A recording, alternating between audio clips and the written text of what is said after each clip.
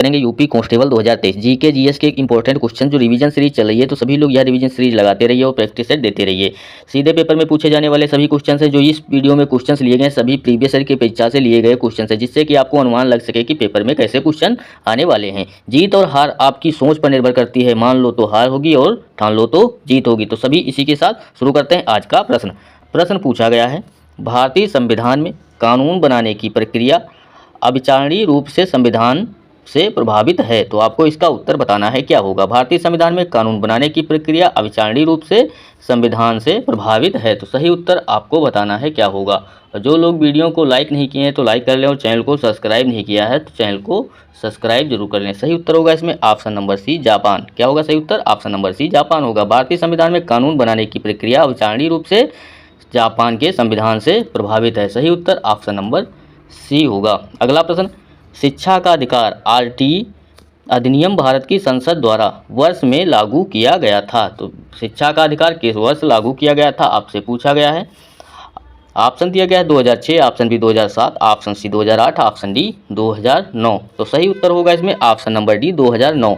शिक्षा का अधिकार अधिनियम भारत की संसद द्वारा वर्ष 2009 में लागू किया गया था। यह क्वेश्चन आपकी परीक्षा के लिए बहुत ही महत्वपूर्ण है, कई बार पेपर में पूछा हुआ क्वेश्चन है। वर्ष 2002 में 86वें संविधान संशोधन से शिक्षा के अधिकार संविधान के भाग 3 में एक मौलिक अधिकार के तहत शामिल किया गया था। शिक्षा का अधिकार पर पहला अधिकारी दस्तावेज पूछा जाए तो वर्ष 1990 में राममूर्ति समिति की रिपोर्ट थी, जिसमें तपस मजबूदार समिति 1999 अनुच्छेद 21(1) को शामिल करने की अनुशंसा की थी। शिक्षा का अधिकार सुनिश्चित करने हेतु एक निर्माण खंड के रूप में कार्य करता है कि प्रत्येक बच्चे को एक गुणवत्ता प्राथमिक शिक्षा प्राप्त करने का अधिकार हो। शिक्षा का अधिकार की 2009 की विशेषताएं क्या हैं? आरटीए अधिनियम का उद्देश्य है 6 से 14 वर्ष की आयु के सभी बच्चों को प्राथमिक शिक्षा प्रदान करना। यह शिक्षा को एक मौलिक अधिकार अनुच्छेद 21 के रूप में लागू करता है। अधिनियम समाज के वंचित वर्गों के लिए 25% आरक्षण को अनिवार्य करता है। तो आपको याद रखना है इसका सही उत्तर ऑप्शन नंबर डी 2009 होगा। अगला प्रश्न, किस भारतीय राज्य में द्विसदनीय विधायिका नहीं है? तो किस भारतीय राज्य में द्विसदनीय विधायिका नहीं है आपसे पूछा गया है। इसका सही उत्तर आपको बताना है क्या होगा। ऑप्शन दिया गया Uttar Pradesh, option B Maharashtra, option C Tamil Nadu, option D Karnataka. तो आपको इसका सही उत्तर बताना है क्या होगा। जल्दी से सभी लोग इसका सही उत्तर बताएंगे क्या होगा। और जो लोग वीडियो को लाइक नहीं किए हैं तो लाइक कर लें, चैनल को सब्सक्राइब नहीं किया है तो चैनल को सब्सक्राइब कर लें, बेल आइकन भी क्लिक कर लें, जिससे आने वाले वीडियो आपको आसानी से मिलते रहें। सही उत्तर ऑप्शन नंबर सी, तमिलनाडु होगा। किस भारतीय राज्य में द्विसदनीय विधायिका नहीं है? तो सही उत्तर ऑप्शन नंबर सी, तमिलनाडु में भारतीय जो है राज्य में द्विसदनीय विधायिका नहीं है। कितने राज्यों में? तो 6 राज्यों में दो सदनीय विधायिका है। कौन कौन से राज्य हैं? तो उत्तर प्रदेश, बिहार, तेलंगाना, आंध्र प्रदेश, कर्नाटक और महाराष्ट्र। आप फिर से सुन लीजिए और नोट कर लीजिए। उत्तर प्रदेश, बिहार, तेलंगाना, आंध्र प्रदेश, कर्नाटक और महाराष्ट्र राज्य में द्विसदनीय विधायिका है। अगला प्रश्न, भारत के संविधान सभा की संघ शक्ति समिति के अध्यक्ष कौन थे? तो भारतीय की संविधान सभा की संघ शक्ति समिति के अध्यक्ष कौन थे आपसे पूछा गया। Option A doctor Rajendra Prasad, option B J B Kripalani, option C Sardar Vallabh Bhai Patel, option D Jawaharlal Nehru. तो सही उत्तर होगा इसमें option number D Jawaharlal Nehru. भारतीय संविधान सभा की संघ समिति के अध्यक्ष कौन थे? तो सही उत्तर option number D Jawaharlal Nehru इसके सही उत्तर, इसे क्या होगा सही उत्तर होगा। अगर हम लोग बात करें यहाँ पर, जवाहरलाल नेहरू भारत की संविधान सभा की संघ शक्ति समिति के अध्यक्ष थे। एम.एन. राय द्वारा 1934 में भारत की एक संविधान सभा के लिए एक विचार प्रस्तावित किया गया था। संविधान निर्माण के विभिन्न कार्यों से निपटने के लिए संविधान सभा ने कुल 22 समितियां नियुक्त की थी। 9 दिसंबर 1946 को नई दिल्ली में पहली बार विधानसभा की बैठक हुई और इसका अंतिम सत्र कब चला हुआ था? तो 24 जनवरी 1950 को आयोजित किया गया था। सही उत्तर option number D Jawaharlal Nehru होगा। अगला प्रश्न, उत्तर प्रदेश का राज्य पुष्प क्या है? तो उत्तर प्रदेश का राज्य पुष्प पूछा गया है आपसे क्या होगा। ऑप्शन ए गुलाब, ऑप्शन बी गेंदा, ऑप्शन सी चमेली, ऑप्शन डी पलाश। तो सही उत्तर होगा इसमें ऑप्शन नंबर डी पलाश। उत्तर प्रदेश का राज्य पुष्प क्या होगा? तो पलाश होगा। अगर यहाँ बात करें पलाश का वैज्ञानिक नाम क्या होगा? तो ब्यूटिया मोनोस्पर्म है। जो है पलाश का वैज्ञानिक नाम क्या है? तो ब्यूटिया मोनोस्पर्म। राज्य पशु क्या है? उत्तर प्रदेश का राज्य पशु बारहसिंगा है। राज्य पक्षी कौन है? तो सारस या क्रेन है। राज्य वृक्ष कौन सा है? तो अशोक वृक्ष है। सही उत्तर इसमें ऑप्शन नंबर डी ये राज्य पुष्प है। अगला प्रश्न, भारत में राष्ट्रीय मानवाधिकार आयोग की स्थापना कब की गई थी? तो भारत में राष्ट्रीय मानवाधिकार आयोग की स्थापना कब की गई थी आपसे पूछा गया है। Option A 2000, option B 1995, option C 1993, option D 1950। तो सही उत्तर क्या होगा? सही उत्तर होगा ऑप्शन नंबर सी 1993। भारत में राष्ट्रीय मानवाधिकार आयोग की स्थापना की गई थी। अगला प्रश्न दिया गया है, भारत के संविधान का मूल दस्तावेज द्वारा हस्तलिखित था। तो किसके द्वारा हस्तलिखित था? Option A doctor Bhimrao Ambedkar, option B Sarojini Naidu, option C Prem Bihari Narayan Raizada, option D doctor Rajendra Prasad. तो सही उत्तर होगा इसमें option number C Prem Bihari Narayan Raizada. Bharat के संविधान का मूल दस्तावेज किसके द्वारा हस्तलिखित था? तो सही उत्तर ऑप्शन नंबर सी होगा। अगला प्रश्न दिया गया है, भारत में ब्रिटिश शासन के बड़े पैमाने पर विस्तार सहायक संधियों के माध्यम से हुआ जो कि गवर्नर जनरल के दौरान शुरू किया गया था। तो किस गवर्नर के दौरान शुरू किया गया था आपसे पूछा गया है, आपको इसका सही उत्तर बताना है क्या होगा। और जो लोग वीडियो को लाइक नहीं किए हैं तो लाइक कर लें, और चैनल को सब्सक्राइब नहीं किया है तो चैनल को सब्सक्राइब भी कर लें और बेल आइकन भी क्लिक कर लें, जिससे आने वाले वीडियो आपको आसानी से मिलते रहें। इसका सही उत्तर होगा option number C Lord Wellesley. क्या होगा सही उत्तर? ऑप्शन नंबर सी इसका सही उत्तर होगा। अगला प्रश्न दिया गया है, पाकिस्तान का नाम सबसे पहले द्वारा गढ़ा गया था। तो पाकिस्तान का नाम सबसे पहले किसके द्वारा गढ़ा गया था? Option A Mohammad Iqbal, option B Mohammad Ali Jinnah, option C Chaudhry Rahmat Ali, option D मौलाना आज़ाद। तो सही उत्तर इसका क्या होगा? जल्दी से सभी लोग इसका उत्तर बताएंगे। सही उत्तर ऑप्शन नंबर सी चौधरी रहमत अली। पाकिस्तान का नाम सबसे पहले चौधरी रहमत अली द्वारा गढ़ा गया था। अगला प्रश्न दिया गया है, रविन्द्रनाथ टैगोर ने के विरोध में अपना नाइटहुड त्याग दिया था। तो रविन्द्रनाथ टैगोर ने किसके विरोध में अपना नाइटहुड की उपाधि त्याग दी थी? ऑप्शन ए मंत्रिमंडल की सदस्यता, ऑप्शन बी जलियांवाला बाग हत्याकांड, option C Rowlatt act, option D Simon commission. तो सही उत्तर होगा option number B Jallianwala Bagh हत्याकांड में विरोध में जो है रविन्द्रनाथ टैगोर ने अपना नाइटहुड की उपाधि त्याग दी थी। रविन्द्रनाथ टैगोर को 22 मई 1919 को नरसंहार की खबर मिली। उन्होंने कलकत्ता में एक विरोध सभा की व्यवस्था करने की कोशिश की और अंत में अपने ब्रिटिश नाइटहुड को विरोध का एक प्रतीकात्मक कार्य के रूप में त्यागने का फैसला किया। तो सही उत्तर इसका ऑप्शन नंबर बी होगा जलियांवाला बाग हत्याकांड।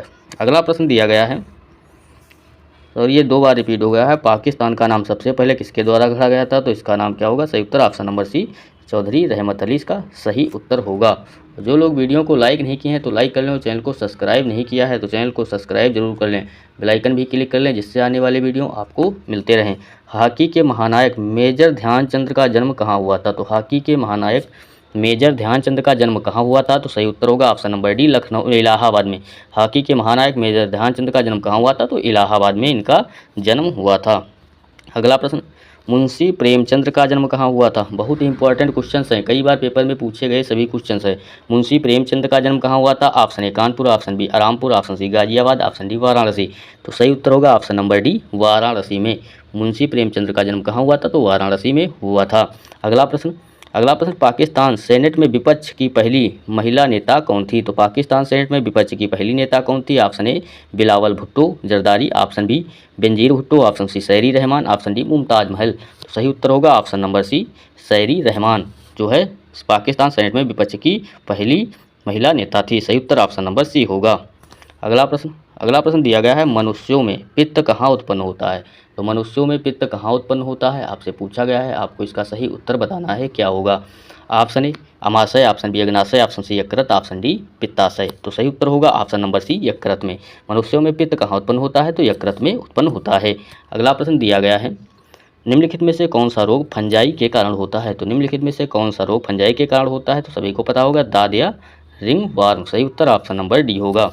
अगला प्रश्न, विटामिन B7 का रासायनिक नाम क्या है? तो विटामिन B7 का रासायनिक नाम आपसे पूछा गया है।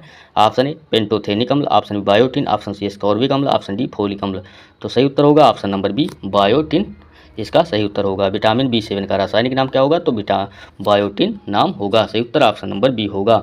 अगला प्रश्न दिया गया है, प्रसिद्ध सूफी संत शेख सलीम चिश्ती की दरगाह उत्तर प्रदेश में स्थित है। तो आपको इसका सही उत्तर बताना है क्या होगा।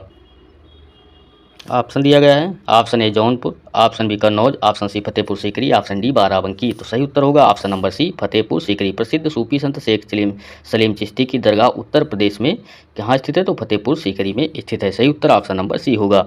अगला प्रश्न दिया गया है, हिमालय की तीसरी सबसे ऊंची चोटी कौन सी ट्रांस हिमालय सहित है तो कौन सी है तीसरी सबसे ऊंची चोटी? Option A mount Lhotse, option B mount Makalu, option C mount कोजी, ऑप्शन डी माउंट कंचनजंगा। तो सही उत्तर आपसे पूछा गया है, आपको इसका सही उत्तर बताना है। Option number D mount Kanchenjunga जो है तीसरी सबसे ऊंची चोटी है। हिमालय की तीसरी सबसे ऊंची चोटी कौन सी है? तो माउंट कंचनजंगा इसका सही उत्तर होगा। अगला प्रश्न, उत्तर प्रदेश के किस शहर को ग्रास ऑन द ईस्ट के नाम से जाना जाता है? उत्तर प्रदेश के किस शहर को ग्रास ऑन द ईस्ट के नाम से जाना जाता है? Option A Gorakhpur, option B Moradabad, option C Banaras, option D Kannauj. तो सही उत्तर होगा ऑप्शन नंबर डी कन्नौज इसका सही उत्तर होगा। अगला प्रश्न दिया गया है, कौन सा पड़ोसी देश थंडर ड्रैगन की भूमि के रूप में जाना जाता है? तो कौन सा देश थंडर ड्रैगन की भूमि के रूप में जाना जाता है? Option A Burma, option B Nepal, option C Bangladesh, option D Bhutan. ये यूपी ट्रिपल सी पेट में भी क्वेश्चन पूछा गया था। अगला सही उत्तर क्या होगा? Option number D Bhutan. Bhutan को थंडर ड्रैगन की भूमि के रूप में जाना जाता है। सही उत्तर ऑप्शन नंबर डी होगा। अगला क्वेश्चन दिया गया है, महाराजा सवाई जय सिंह सेकंड ने एक खगोलीय वेधशाला स्थापित की थी तो कहाँ स्थापित की थी? आपको बताना है इसका सही उत्तर क्या होगा। जल्दी से सभी लोग इसका सही उत्तर बताएंगे क्या होगा।